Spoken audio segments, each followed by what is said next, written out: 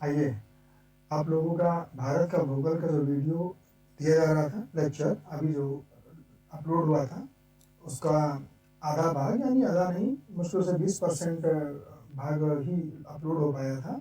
भारत का भूगोल 2, उसका आधे घंटे का ही भाग आप लोगों का अपलोड हो पाया है, और कुछ कारणों से उसको कंप्लीट हम लेक्चर नहीं दे पाए।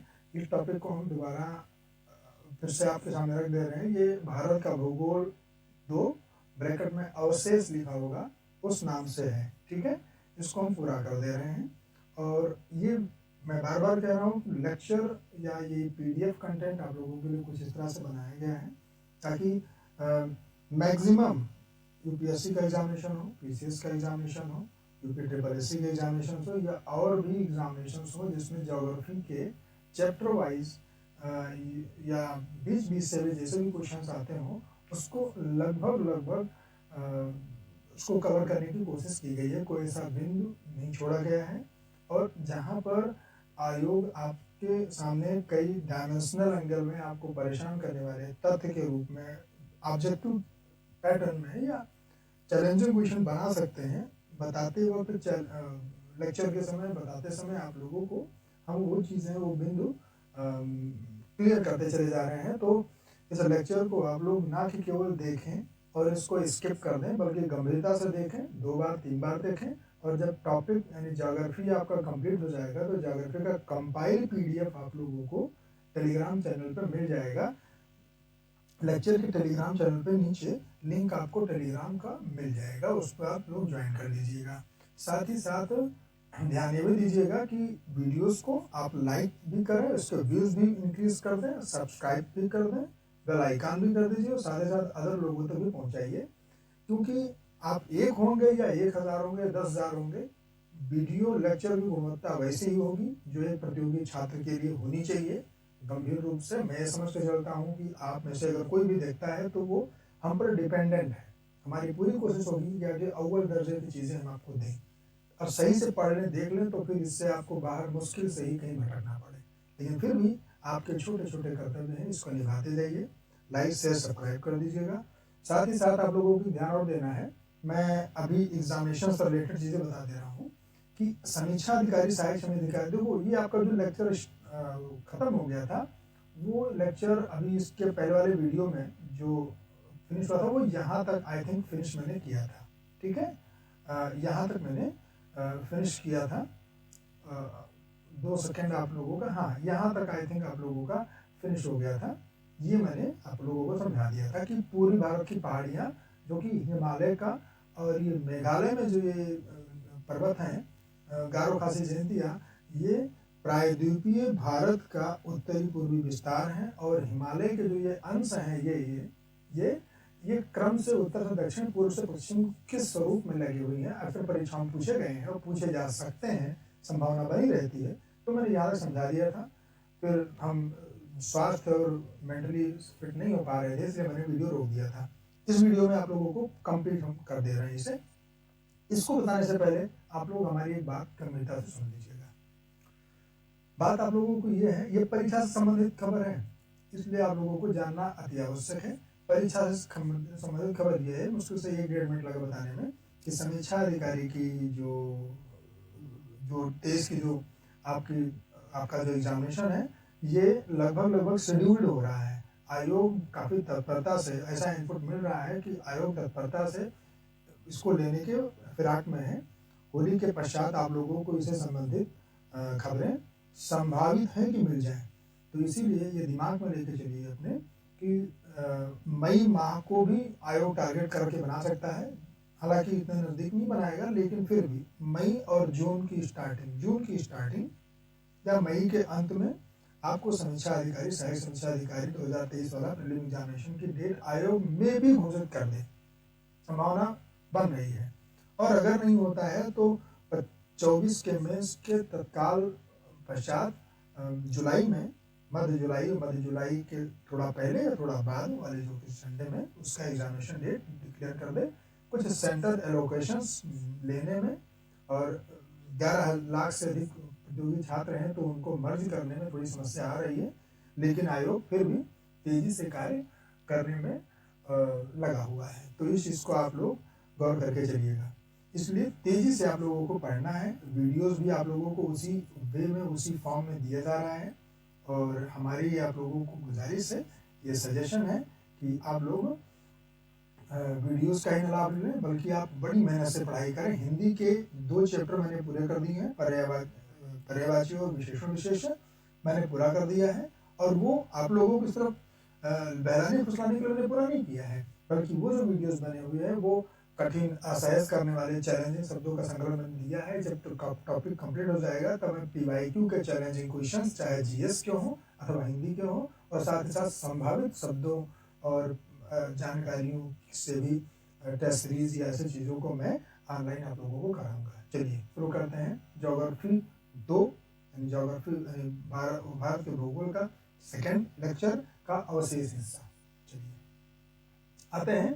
सुरमा नदी मैदान गारो पहाड़ी के दक्षिण में स्थित है। ये आप ले लीजिएगा, ये जो गारो पहाड़ी है ना, ये मेघालय में, ये ठीक है। इसके दक्षिण में सुरमा नाम की नदी बहती है और सुरमा घाटी अथवा सुरमा नदी मैदान जो है यहाँ पर स्थित है। ये ठीक है, ये परीक्षा में पूछा गया है, तो इसको गौर रखिएगा। सिडनी बुर्राड़ ने हिमालय का विभाजन नदी घाटियों के आधार पर किया था। प्रश्न पूछा जाएगा किसने विभाजन किया था नदी घाटियों के आधार पर? सिडनी बुर्राड़ ने। उन्होंने हिमालय से उत्पन्न हुई नदियों को कैटेगराइज करके हिमालय को मुख्यतः 4 श्रेणियों में रखा था, 4 घाटी क्षेत्रों में। तो पंजाब हिमालय, कुमाऊं हिमालय, नेपाल हिमालय, असम हिमालय। पंजाब हिमालय आप समझते हैं, इसके तहत जम्मू कश्मीर, हिमाचल प्रदेश तक का सेक्शन आ जाएगा। कुमाऊं हिमालय आपका उत्तराखंड का हो जाएगा। नेपाल हिमालय आप लोग जानते हैं, हिमालय का जो हिस्सा नेपाल तक और भूटान तक विस्तार लिए हुए है वो नेपाल हिमालय। और असम हिमालय के तहत आप लोगों का आपका सिक्किम, अरुणाचल प्रदेश, नागालैंड और क्या नाम, मणिपुर, मिजोरम, त्रिपुरा और ये मेघालय, इसका आपको पोर्शन आ जाएगा। वृक्ष लाइन क्या होता है ये जान लें। वृक्ष लाइन पूर्वी एवं मध्य हिमालय, भाई पूर्वी हिमालय आप लोग जानते होंगे। अब क्योंकि मैप यहाँ पर नहीं हम रख सकते हैं, फिर आप लोगों के सामने अवेलेबल है, मैं भारत के मैप का हिस्सा आप लोगों को खोल के रख लेता हूँ, ठीक है। ये भी आवश्यक है आप लोगों के लिए बताना, ठीक है। लेकिन फिर भी आप लोग अपने सामने जब लेक्चर पढ़ें तो इसको गंभीरता से समझते जाइएगा। स्वयं अपना एटलस या मैप जो है किए हैं उस पर नोटिस कर करके आप लेक्चर का आनंद लीजिए। इसलिए लेक्चर को थोड़ा मैं स्लो बना रहा हूँ, ठीक है। वृक्ष लाइन देखो, पूर्वी हिमालय एवं मध्य हिमालय में 3600 से 3800 मीटर की ऊंचाई तक है वृक्ष लाइन, यानी जहाँ तक वृक्ष पाए जाते हैं उसके आगे वृक्षों की उपस्थिति नहीं पाई जाती है। झाड़ियों की बात नहीं कर रहा हूँ मैं, यहाँ पर वृक्षों की। जबकि पश्चिमी और उत्तरी पश्चिमी हिमालय में, पश्चिमी हिमालय और उत्तरी पश्चिमी हिमालय में वृक्षों की ऊंचाई 3300 से 3600 मीटर तक है, ठीक। ये ध्यान रखिएगा, प्रश्न पूछा जा चुका है, ये महत्वपूर्ण है, इसलिए मैं इसको आपको अंडरलाइन कर दे रहा हूँ, सीधे इसको आप फोकस रखिएगा, ठीक है। ये ओके, चलिए भाई आगे आप लीजिएगा। करेवा क्या होता है?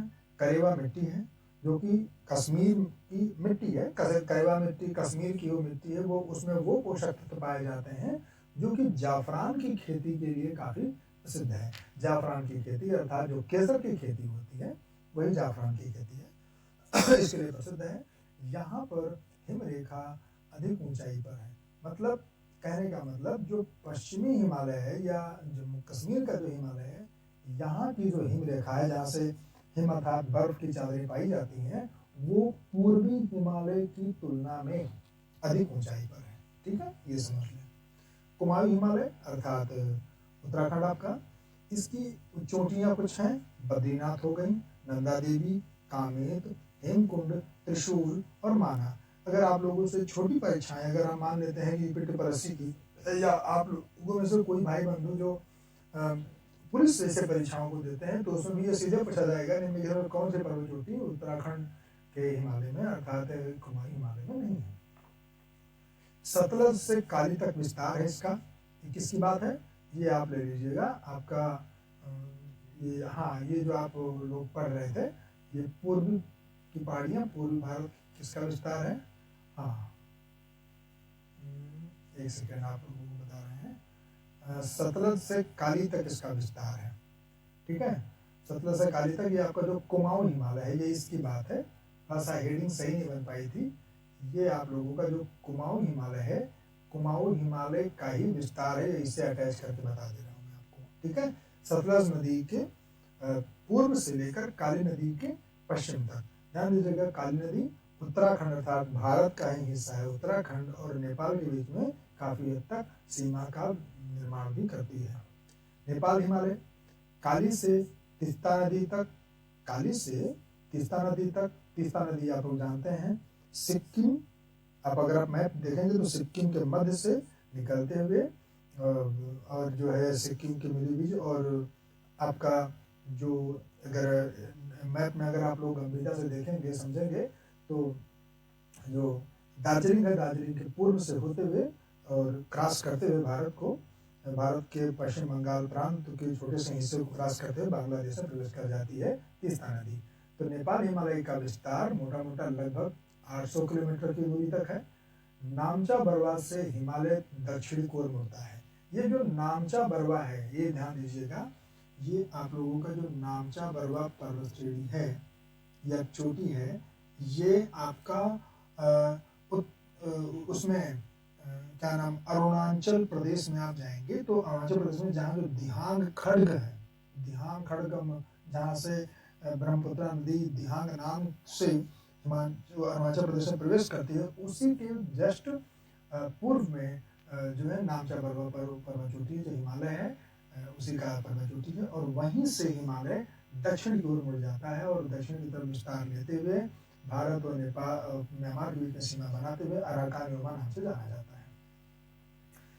आगे ले लीजिएगा, आपके हिमालय में पाए जाने में कुछ प्रमुख हिमनद, हिमनद अर्थात ग्लेशियर आप लोग जानते होंगे, ठीक है। ग्लेशियर निर्माण कैसे होता है, कैसे नहीं होता है, ये सब चीजें आप लोगों को हम वर्ल्ड ज्योग्राफी में विस्तार से समझाएंगे। अभी सीधे जो टू द पॉइंट आप पढ़िए। औसत हिम रेखा, हिमालय में औसत हिम रेखा 4300 से 6000 मीटर तक, अर्थात 4300 से लेकर 6000 मीटर तक इसका औसत हिम रेखा पाया जाता है। मतलब इस ऊंचाई तक के बीच से हिम रेखा की हिम का विस्तार या हिम की उपस्थिति, बर्फ की चादरों की उपस्थिति बने रहती है, ठीक है। महान हिमालय में अर्थात ग्रेटर हिमालय में 4500 से 6000 मीटर, पश्चिमी हिमालय में 5800 मीटर और पूर्वी हिमालय में 4300 मीटर तक जो है हिम रेखा का विस्तार पाया जाता है। आगे आते हैं, पश्चिमी हिमालय में पूर्व की न्यूनता हिमरेखा को प्रभावित करती है। ध्यान दीजिएगा, पश्चिमी हिमालय में वर्षा की न्यूनता, ये पश्चिमी हिमालय में जो वर्षा कम होती है, क्योंकि वहां तक पहुंचते पहुंचते जो बंगाल खाड़ी से और ये आपके दक्षिणी पश्चिमी मानसून जो अरब सागर से उत्पन्न होता है, उसके पश्चिमी हिमालय तक और पंजाब को ज़्यादा पहुंचते पहुंचते उसमें शुष्कता आ जाती है, तो वर्षा में न्यूनता होती है। कम वर्षा होने की वजह से पश्चिमी हिमालय में हिम रेखा भी प्रभावित होती है। अर्थात ये आप जानते हैं कि पश्चिमी में 5800 मीटर यानी काफी ऊंचाई पे हिम रेखा पाई जाती है, जबकि हिम रेखा पूर्वी हिमालय में काफी नीचे आपको मिलती है। ये देखिए, ठीक है ना, ठीक है, क्योंकि भाई अच्छी बारिश होगी तो ठंडा मौसम भी बनेगा, बर्फबारी की कंडीशन बनेगी, ये सारी चीजें बनती हैं, ठीक है। अब आते हैं काराकोरम में हिमनद घटते क्रम में अर्थात लंबाई में। काराकोरम श्रेणी जानते हैं कि ट्रांस हिमालय का पश्चिमी हिस्सा है, ट्रांस हिमालय का पश्चिमी हिस्सा है, जो कि पीओके में, ये इसकी बात हम कर रहे हैं, इसकी ठीक है ना, पीओके में और लद्दाख श्रेणी और आपका कैलाश और तिब्बत तक इसका विस्तार है। तो काराकोरम में जो आपके हिमनद पाए जाते हैं अर्थात ग्लेशियर, उनकी लंबाई है सियाचिन ग्लेशियर 76.4 किलोमीटर। ये परीक्षा में पूछा जा चुका है, इनमें से कौन सा ग्लेशियर सबसे अधिक लंबा है। फिर बाल्टोरो ग्लेशियर 58 किलोमीटर है और हिस्पार ग्लेशियर 61 किलोमीटर है। तो अगर सही से देखा जाए तो ये गलती से लग गया, ये ध्यान दीजिएगा, सियाचिन फर्स्ट है, हिस्पार सेकंड है और बाल्टोरो थर्ड है। ये थोड़ा देख लीजिएगा, ठीक है ना, ये गलती से लग गया है। चलिए, काराकोरम श्रेणी में अन्य कौन सी हिमनद पाए गए हैं, तो अन्य ये भी ग्लेशियर हैं जो कि काराकोरम श्रेणी में ही पाए जाते हैं। इसमें बियाफो, चोगोलोंगमा, खारदोजीन रुंडुन और सासाइनी, ये हिमनद भी आपके कराकोरम में ही पाए जाते हैं। तो ये हिस्सा आपके लिए महत्वपूर्ण है, ये परीक्षाओं की दृष्टि से भी महत्वपूर्ण है। ये पोर्शन आप लोगों के लिए बड़ी गंभीरता से इसको लेने लायक है। ठीक है, चलिए भाई आगे आप लोग पढ़िए। चलिए आगे उत्तराखंड में प्रमुख हिमनद, अर्थात मैंने काराकोरम को बता दिया। उत्तराखंड जिसे कि कुमायूं हिमालय बोलते हैं, कुमायूं हिमालय में प्रमुख हिमनद आपके कौन कौन से हैं? और मिलाम, केदारनाथ, गंगोत्री, बंदरपुंछ। ठीक है, गंगोत्री से गंगा निकलती है, आप लोग जानते होंगे। तो ये भी वहां पर ग्लेशियर अर्थात हिमनद पाए जाते हैं। रूपल और पुनमाह हिमनद कश्मीर में स्थित है, ये महत्वपूर्ण है। रूपल और पुनमाह हिमनद कश्मीर में स्थित है।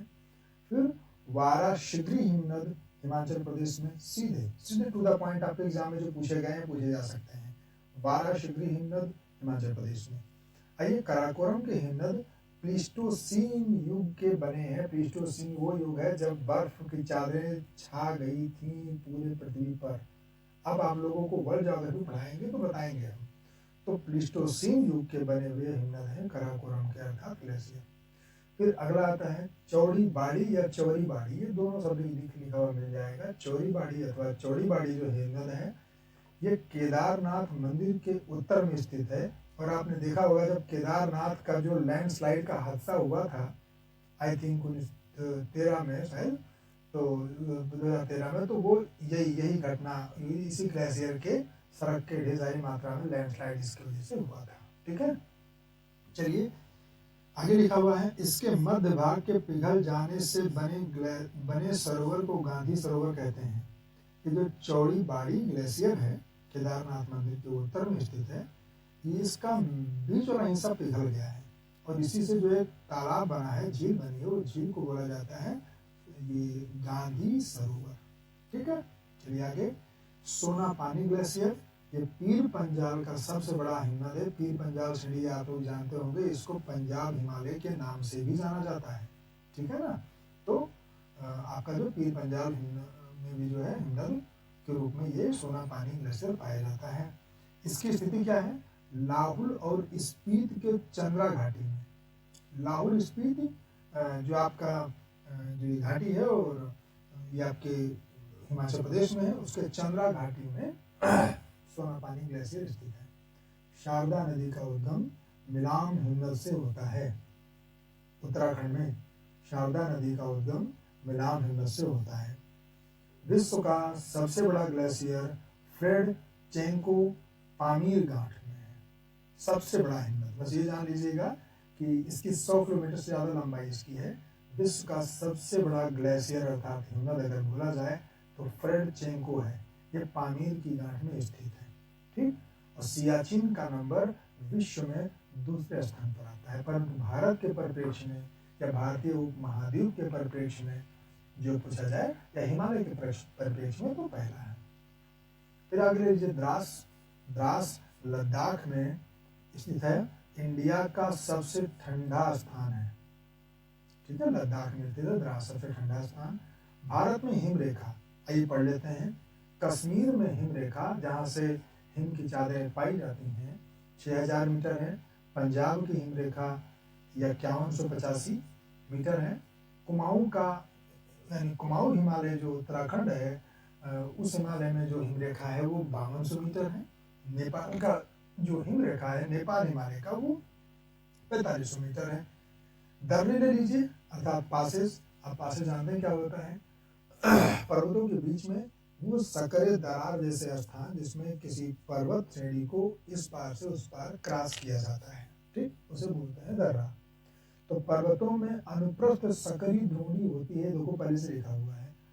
पर्वतों में अनुप्रस्थ सकरी द्रोणी, या और मैंने 7 शब्दों मैंने आप लोगों को पहले से बता दिया। अब देखिए प्रमुख दर्रे कौन कौन से होते हैं। तो प्रमुख दर्रे आपके हैं चांगला दर्रा लद्दाख में है, विश्व का दूसरा सबसे ऊंचा सड़क मार्ग है। इसमें ध्यान दीजिएगा, विश्व का दूसरा सबसे ऊंचा सड़क मार्ग चांगला दर्रे में है लद्दाख में। और प्रथम पहला जो है सबसे ऊंचाई पर जो है लद्दाख सड़क मार्ग जिस दर्रे से गुजर रहा है, जो फर्स्ट नंबर पर ऊंचाई पर है, उसका नाम है खारदुंगला। ठीक, चलिए कराकोरम दर्रा ले लेते हैं। कराकोरम दर्रा लद्दाख में स्थित है। इसी से होकर के जो कराकोरम दर्रा है लद्दाख में स्थित है। कराकोरम श्रेणी जब इधर समाप्त होने लगती है, लद्दाख की तरफ आती है, और लद्दाख श्रेणी में जब की शुरुआत होने लगती है, तो उस बीच में कराकोरम दर्रा स्थित है। इसी से होकर यारकंद तथा टायरिंग बेसिन को मार्ग जाता है। ठीक, थोड़ा सा आप लोगों को आवाज अगर ना क्लियर हो रही हो तो मैं आवाज देख लेता हूं।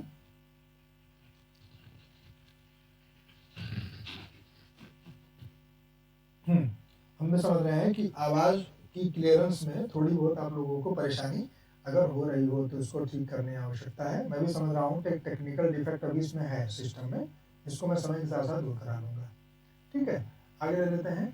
देश का सबसे ऊंचा दर्रा यांगजी दीवान।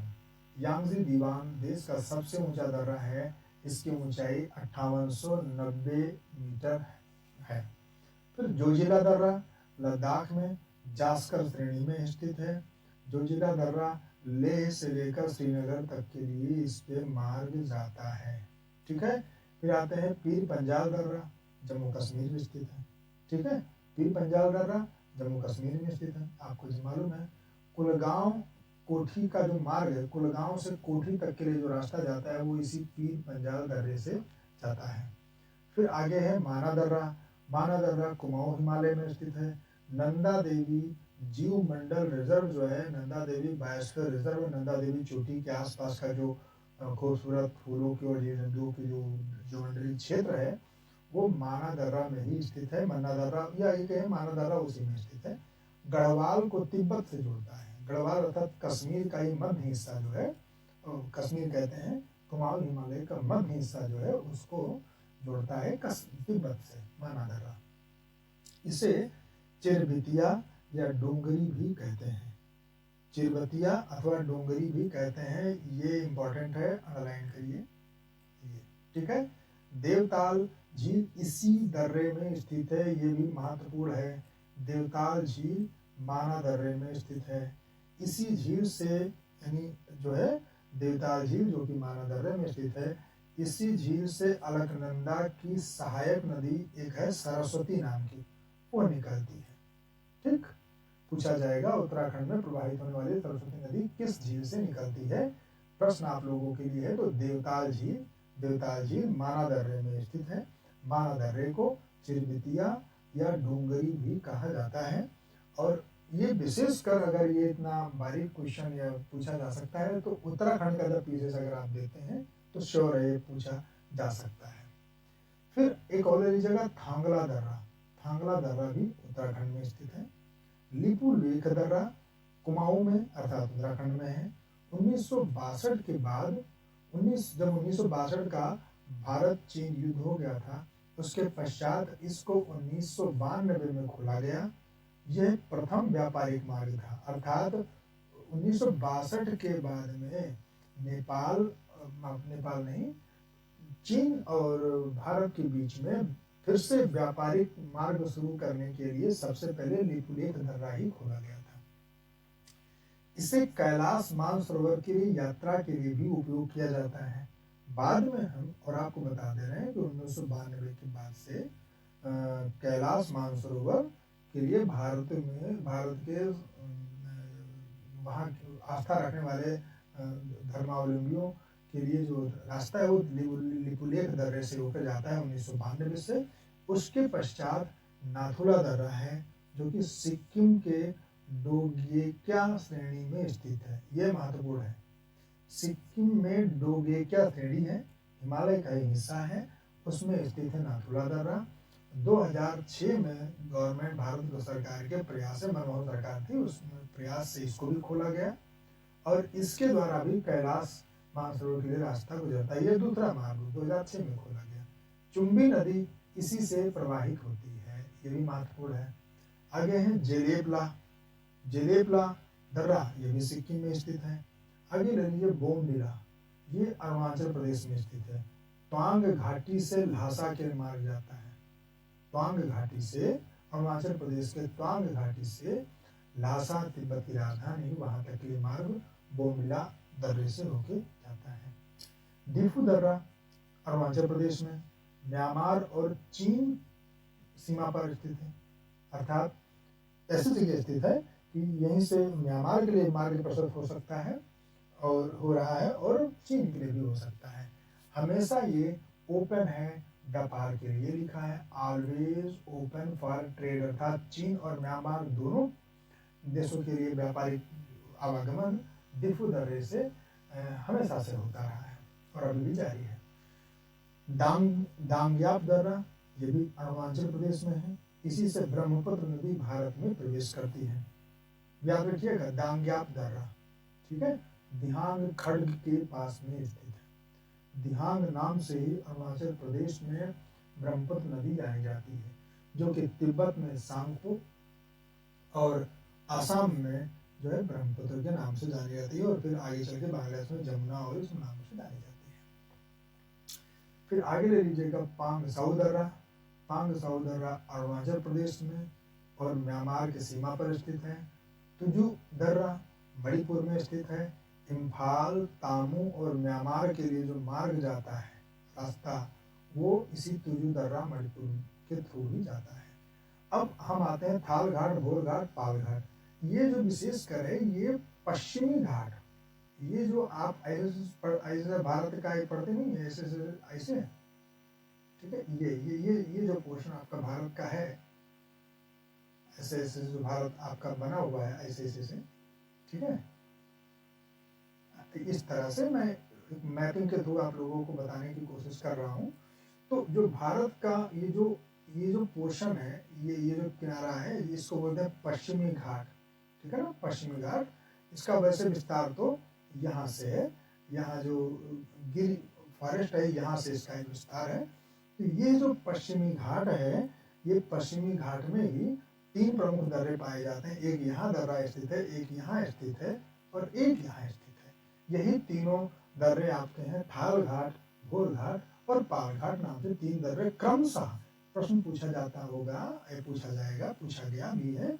क्रमशः उत्तर से दक्षिण, दक्षिण से उत्तर लगाइए, तो आप लगा दीजिएगा यहाँ पर थाल घाट, ठीक है, फिर यहाँ पर जो दर्रा है भोर घाट, और तीसरा यहाँ पर जो केरला में है वो है पाल घाट। इनको पढ़ लीजिएगा। थाल घाट महाराष्ट्र में स्थित है, तीनों पश्चिमी घाट में ये स्थित है, ये तो मैंने आपको बता ही दिया। तो थाल घाट मार्ग से मुंबई और नागपुर और कोलकाता मार्ग जाता है। देखो ये मुंबई, यहाँ मुंबई स्थित है, इस जगह मुंबई स्थित है, मुंबई से लेकर यहाँ आपका नागपुर स्थित है, और ये आपका कोलकाता यहाँ पर। तो यहाँ से जो मार्ग जाता है ये ऐसे, ये मार्ग ऐसे जो है ये थाल घाट से होके जाता है। भोर घाट जो यहाँ स्थित है, यहाँ पर, वहाँ ये भी महाराष्ट्र में है, ये भी मुंबई से पुणे के लिए जो मार्ग जाता है, मुंबई से पुणे के लिए जो मार्ग जाता है वो आपका जो है भोर घाट से जाता है, ठीक। और फिर पाल घाट केरल में स्थित है।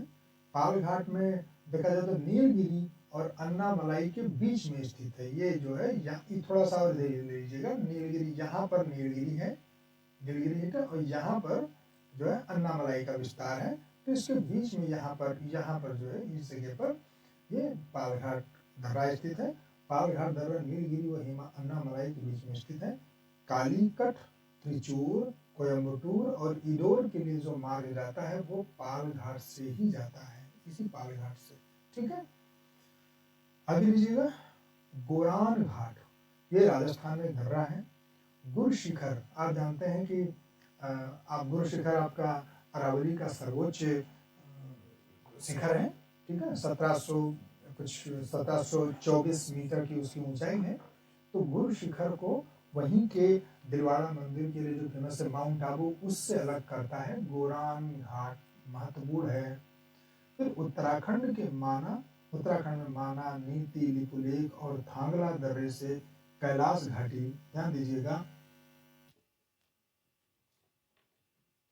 हमें समझ में नहीं आ रहा था, आप लोगों को टेक्निकल प्रॉब्लम आई थिंक आवाज की काफी ज्यादा हो रही थी, क्योंकि इसमें चार्जर लगा हुआ था, चार्जर से आवाज थोड़ा सा डिस्टर्ब होती है। उत्तराखंड के माना, नीति, लिपुलेख और थांगला दर्रे से कैलाश घाटी, मानसरोवर झील को पर्यटक जाते हैं। अब राज्य और केंद्र शासित प्रदेश ले लीजिएगा और वहाँ पर स्थित प्रमुख दर्रे ले लीजिए। मध्य प्रदेश में है बुरहान दर्रा और असीरगढ़ दर्रा। उत्तराखंड में है नामा और माना, नामा माना दोनों नाम के दर्रे उत्तराखंड में हैं। फिर रालाम दर्रा, सिरला दर्रा, भिंगरी दर्रा, पारंगला दर्रा, मुलिंगला दर्रा और मुडिरंग दर्रा, ये आपके उत्तराखंड में है। हिमाचल प्रदेश के प्रमुख दर्रे हैं रोहतांग, शिवकीला, यांगजी, बड़ा लाचा। ठीक। अरुणाचल प्रदेश के दर्रे हैं बोमडिला, यांग्या, पांगसाउ, दीफू। ठीक। लद्दाख के दर्रे हैं खारदुंगला, कराकोरम, चांगला और जोजिला। महाराष्ट्र के दर्रे हैं अंबा घाट। फिर आते हैं प्रायद्वीपीय पठार। आवश्यक है पढ़ना, बहुत आवश्यक है। ठीक है, क्योंकि आपने हिमालय पढ़ लिया, हिमालय का हिस्सा पढ़ लिया, उसके दर्रे, वहां से प्रभावित होने कुछ प्रमुख नदियों का मैंने जिक्र किया। बाकी तो मैं आप लोगों को प्रवाह तंत्र में अलग से पढ़ाऊंगा ही। तो प्रायद्वीपीय भारत को पढ़ते हैं। आर्कियन काल में इसका निर्माण हुआ। क्षेत्रफल की दृष्टि से देश का सबसे विशालतम भौतिक प्रदेश है, अगर क्षेत्रफल में इसको देखा जाए तो। ठीक। औसतन ऊंचाई इसकी 900 मीटर तक, यानी 600 से 900 मीटर तक इसकी औसत ऊंचाई है। पठार के उत्तरी सीमा पर अरावली है। आप लोग देख चुके हैं कि इस पठार के उत्तरी सीमा को बनाती है अरावली, विंध्याचल श्रेणी, सतपुड़ा श्रेणी, भारनेर, कैमूर की पहाड़ियां और राजमहल की पहाड़ियां तथा शिलांग की पहाड़ियां। शिलांग की पहाड़ियां आप जानते होंगे, मेघालय की राजधानी, वहां तक ये हिस्सा इसका उत्तरी ऊंचा क्षेत्र है, इसकी सीमा निर्धारित करता है। फिर आगे है ढाल, इसका जो है उत्तर और पूर्व की ओर है। ठीक। प्रायद्वीपीय भारत की ढाल, क्योंकि नदियां जो प्रवाह का अनुसरण करती हैं, आप उसी से समझ सकते हैं। उत्तर का अनुसरण करती हैं, क्योंकि चंबल हुआ, सोन हुआ, टोंस हुआ, नदियां उत्तर उत्तर पूर्व का ढाल का अनुसरण करती हैं। और हिमाचल प्रदेश की लगभग 77% नदी जल प्रवाह का जो जल है वो पूर्व की तरफ ही प्रवाहित होता है और वेस्ट बंगाल में गिरता है। कुछ नदियां बड़ी और छोटी मिला लीजिए तो पश्चिम तरफ बहती हैं, तो वो ढाल का अनुसरण कम करती हैं, वो जो है भ्रंश घाटी का अनुसरण करती हैं। आप लोगों को बताएंगे बाद में। नर्मदा व तापी नदियों की भ्रंश घाटियां इससे दो भागों में बांट देती हैं। ये जो नर्मदा तापी की नदियां हैं, यही अपन के ये जो प्रायद्वीपीय भारत है, इस और जो पठार है, इसको दो हिस्सों में बांट देती हैं। दो हिस्से आपका एक पढ़ लेंगे दक्कन का पठार, दक्कन का भाग, जो कि दक्षिण भारत का हिस्सा है। ठीक। और मध्यवर्ती ऊंची भूमि। अब आइए हम एक एक करके इसमें पहले पूरा पढ़ लेते हैं। छोटा करना पड़ेगा, थोड़ा सा छोटा कर देते हैं, ये आप लोग समझ लीजिएगा। ये दक्कन की पठार में सतपुड़ा, ध्यान दीजिएगा, दक्कन के पठार में सतपुड़ा श्रेणी, दंडकारण्य। दंडकारण्य आप जब छत्तीसगढ़ के बारे में पढ़ेंगे, छत्तीसगढ़ में थोड़ा सा हिस्सा आंध्र प्रदेश का जो है वो दंडकारण्य में पढ़ा जाएगा। महाराष्ट्र का पठार, उड़ीसा का उच्च भूमि, तेलंगाना पठार, नदी बेसिन, तमिलनाडु पठार और पश्चिमी व पूर्वी घाट, ये आपका आ जाएगा दक्कन के पठार में या दक्कन भाग में। मध्यवर्ती उच्च भूमि में अरावली पहाड़ी पढ़ेंगे, पूर्वी राजस्थान का हिस्सा पढ़ेंगे, मालवा पठार, बुंदेलखंड का पठार पढ़ेंगे, विंध्याचल श्रेणी उसके आसपास की ऊंची भूमि पढ़ेंगे, बघेलखंड का पठार क्षेत्र पढ़ेंगे, छोटा नागपुर पठार पढ़ेंगे और मेघालय का पठार पढ़ेंगे। ठीक है, आइए तो अरावली का विस्तार ले लेते हैं। अरावली का विस्तार बेसिकली गुजरात, राजस्थान, हरियाणा और दिल्ली, ये गलत लिख गया है, दिल्ली सही कर लीजिएगा, दिल्ली में इसका विस्तार है। ठीक है, आगे लेते हैं। पूरा कैम्ब्रियन युगीन नीस शिस्ट क्वार्टजाइट शैलों से बना हुआ है। ये जो अरावली है, अरावली पूरा कैम्ब्रियन युग से जो है युगीन नीस और शिस्ट क्वार्टजाइट शैलें भी पाई जाती हैं।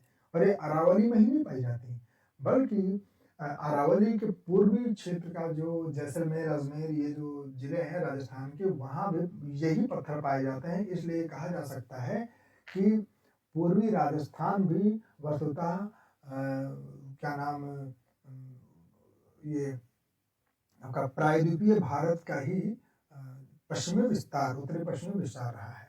ठीक, भारत का प्राचीनतम पर्वत श्रृंखला है ये अरावली, सबसे प्राचीनतम है। गुरु शिखर इसका 1722 या 1724, मोटा मोटी कहीं एक दो किताबें 1724 भी लिखे हैं, 1722 मानिए, 1722 मीटर इसका गुरु शिखर सबसे ऊंचा पर्वत शिखर है। ये पर्वत शिखर, ये पर्वत श्रेणी अरावली अत्यधिक अपर्दित है और विच्छेदित भी है। अरावली पर्वत श्रृंखला जगह जगह कई नामों से भी जानी जाती है। ओके, जैसे जरगाह नाम से, मारवाड़ नाम से, हर्षनाथ नाम से और दिल्ली रिज नाम से भी जानी जाती है। फिर अरावली के पश्चिम से लूनी और माही नदी निकलती है। ठीक, अब आते हैं, थोड़ा जान लीजिएगा, अरावली के पश्चिम की बात बता रहा हूं मैं। ऐसे अरावली फैली हुई है, ये देखिए, ये आपकी ऐसे अरावली का विस्तार है, ऐसे। ठीक है, तो ये देखिए अरावली का ऐसे देखिए विस्तार है। अरावली के विस्तार के ये ले लीजिएगा पश्चिम से। ठीक है, तो ये पूर्व हो जाएगा। इधर से लूनी नदी निकलती है, इस डायरेक्शन से लूनी नदी निकलती है और माही नदी पश्चिम से निकलती है।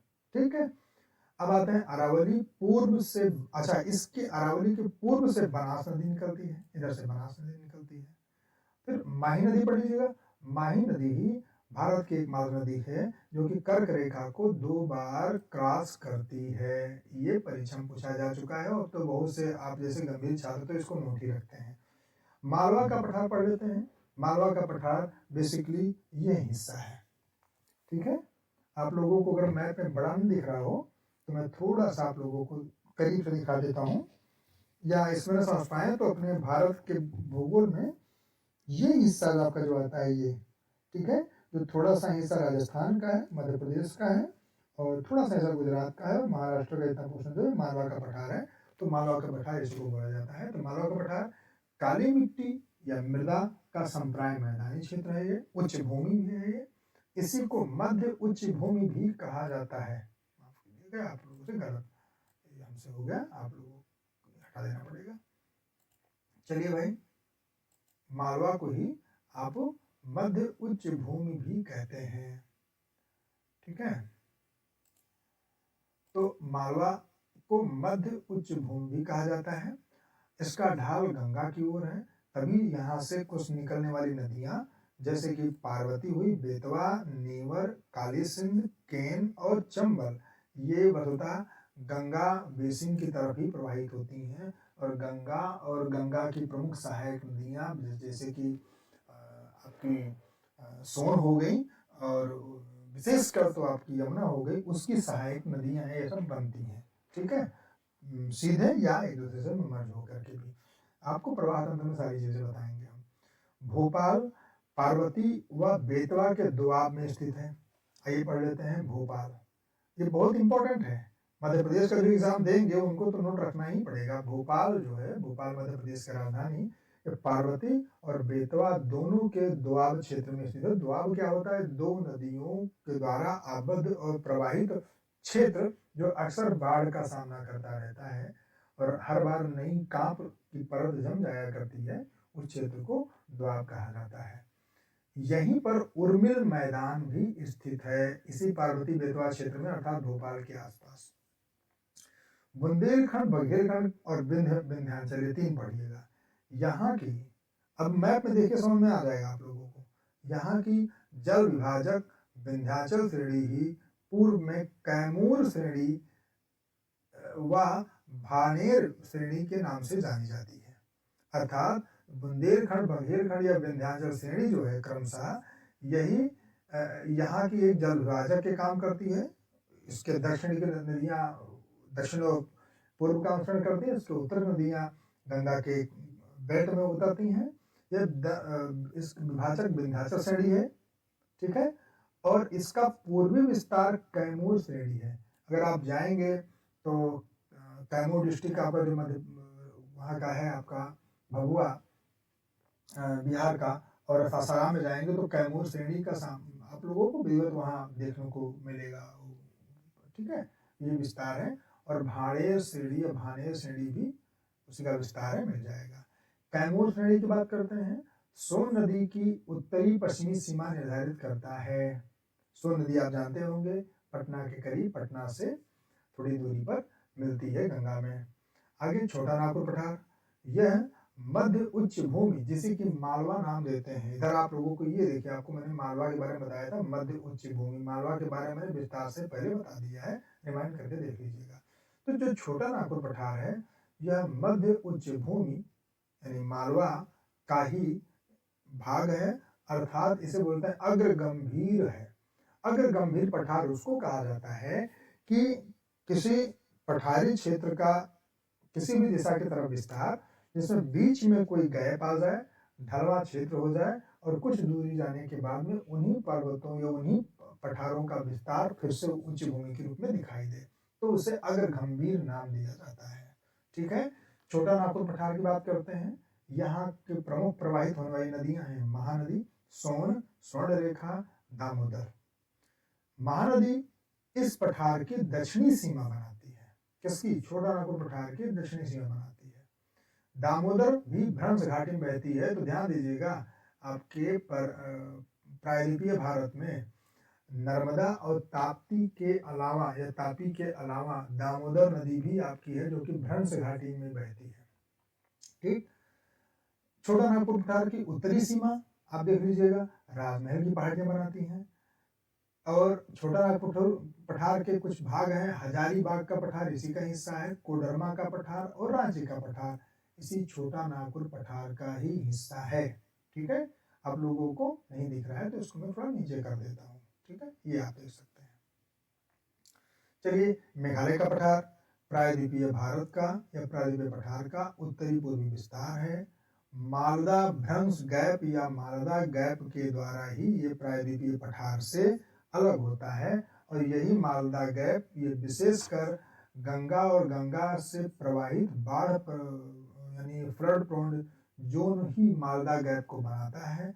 लेकिन मालदा गैप से आगे बढ़ने पर यही प्रायद्वीपीय पठार जो कि उत्तर और पूर्व की तरफ विस्तार लिए हुए मेघालय में फिर से पठार और पहाड़ियों के रूप में उच्चावच श्रेणी में देखने को मिलता है।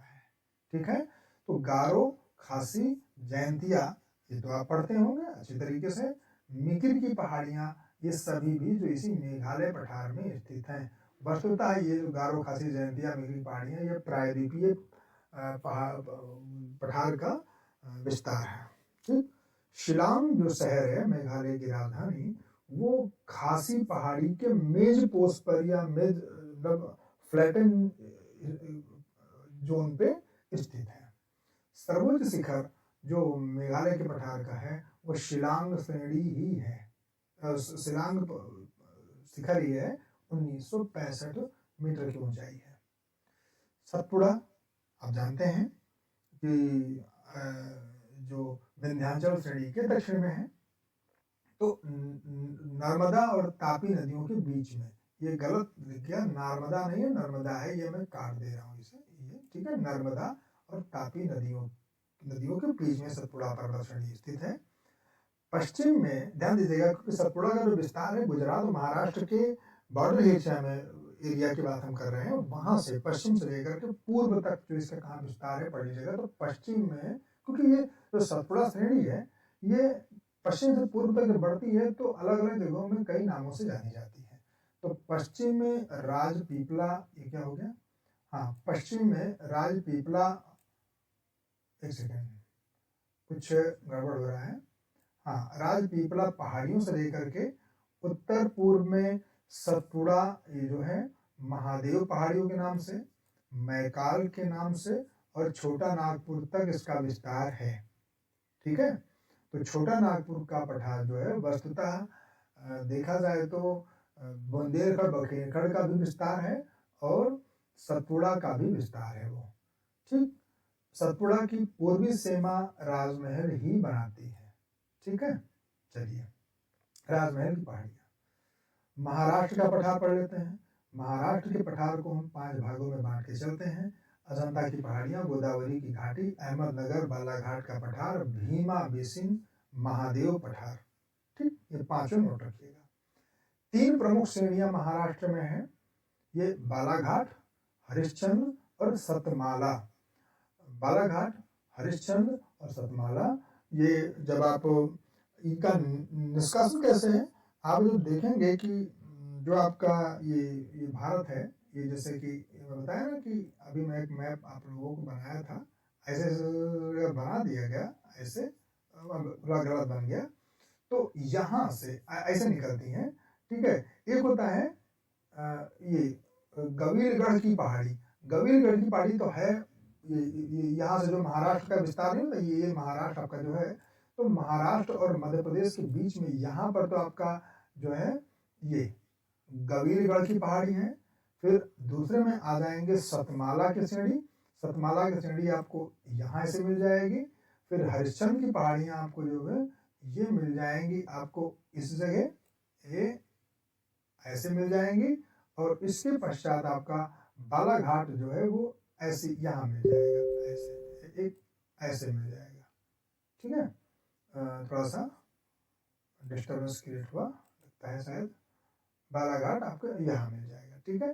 तो मैं इसमें फिगर सही से बन नहीं रहा है, लेकिन फिर भी आप लोगों को हम समझाने की कोशिश कर रहे हैं कि ये जो बालाघाट, हरिश्चंद्र, सतमाला है, इसको जब हम उत्तर से दक्षिण मिलाने की बात की जाएगी तो कुछ डिस्टर्बेंस जरूर हुआ है। देखते हैं क्या है।